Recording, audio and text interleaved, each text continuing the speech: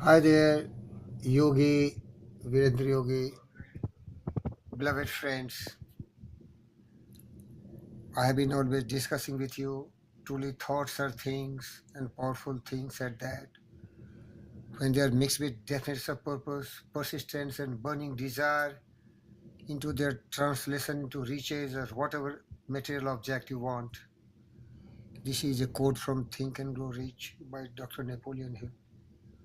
Another power of thought has been very nicely described by Ella Wheeler Wilcox. You can never tell what thought will do in bringing hate and love, for thoughts are things, and in their airy wings are swifter than carrier dove. Each thing must bring its kinds, the speed over the track to bring you back whatever bent up your mind, beloved friends. This is the power of thought. What we think, that we speak, what we speak, that way we act, and what way we repeatedly act, that really become our habit. That become really our habit, and that habit make our character, and that character make our destiny. And so with our thought we really create the environment, the conditions, and the circumstances for our life. And that's why a man is a master of his thought, the molder of his character, and the maker and shaper of his conditions, environment, and circumstances. Beloved friends, we are only responsible for what we are. Nobody else is responsible for what we are today. So we have to be very, very responsible in thinking. Whatever seed of thought we are planting in our mind, that is only going to give the fruits, sowing and reaping, cause and effect.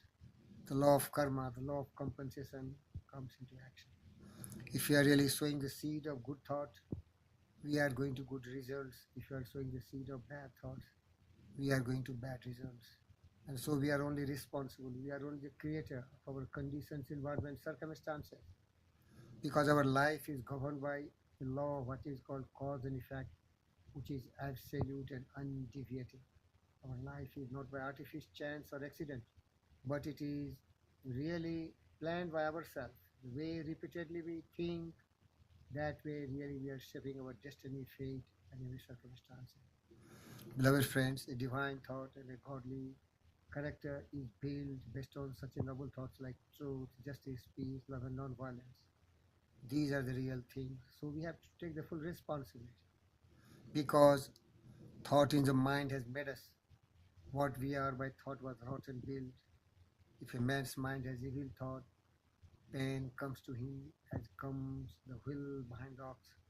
If a man has always dwelt in purity and thoughts, joys follows him as his own shadow.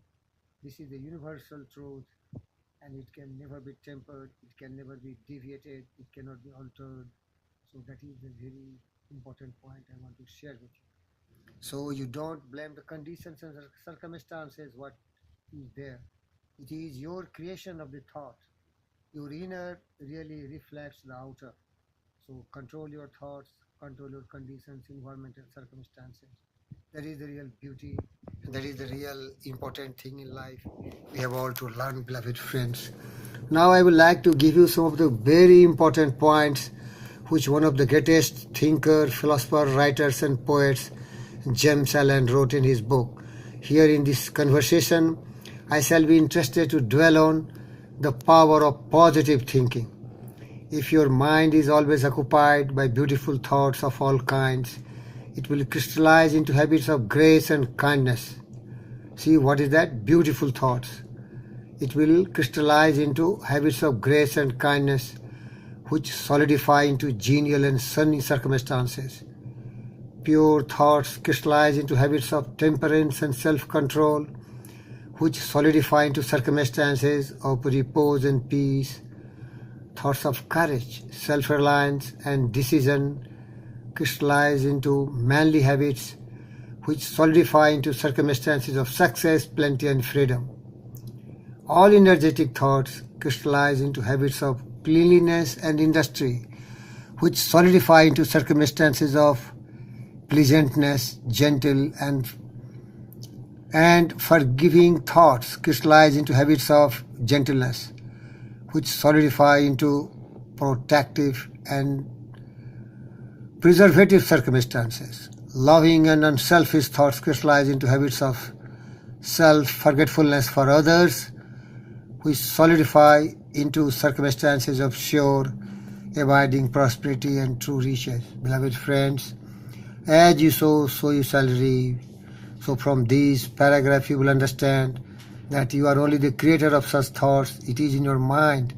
So be very careful to sow the seed of such noble things, and everything is coming to your favor, and all the conditions, circumstances in the world you are creating, it's just by controlling and directing your mind towards our beautiful thoughts. And here is wonderful, the summary. A particular train of thought persisted in, be it good or bad, cannot fail to produce its results on the character and circumstances. A man cannot directly choose his circumstance, but he can choose his thoughts, and so indirectly yet surely shape his circumstances. Nature helps every man to the gratification of thoughts which he most encourages, and opportunities are presented which will most speedily bring to the surface both the good and evil thoughts. Beloved friends, that's a wonderful discovery of the psychologist, and people have realized by experience. Let a man cease from sinful thoughts, all the world will soften towards him and be ready to help him. Let him put away his weakly and sickly thoughts, and opportunities will spring up on every hand to aid his strong resolves. Let him encourage good thoughts, and no hard fate shall bind him down to the wretchedness and shame.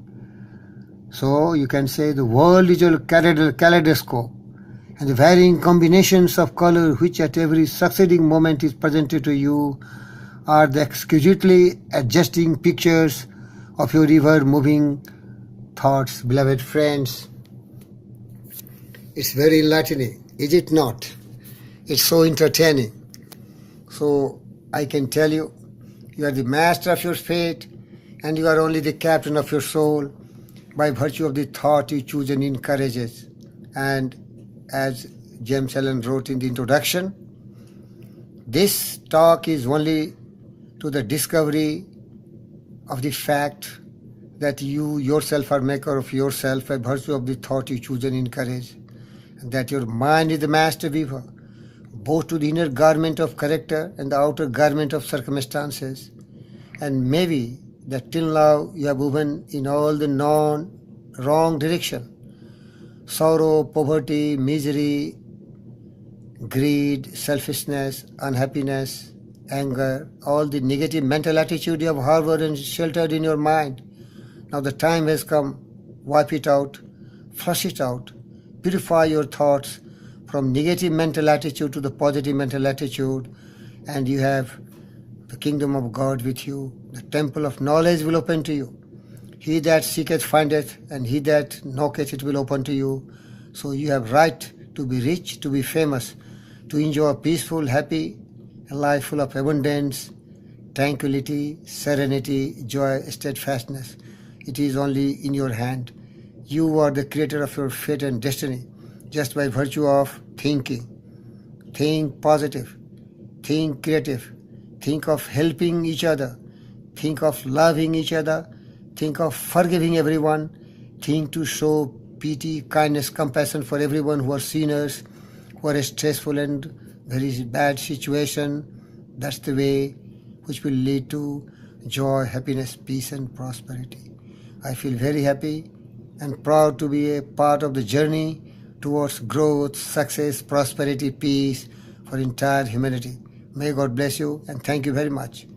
Start meditating, contemplating strongly, intensely on a particular thought of love, joy, serenity, forgiveness, impurity, and pity on such people who are deviants and who are in stressful conditions.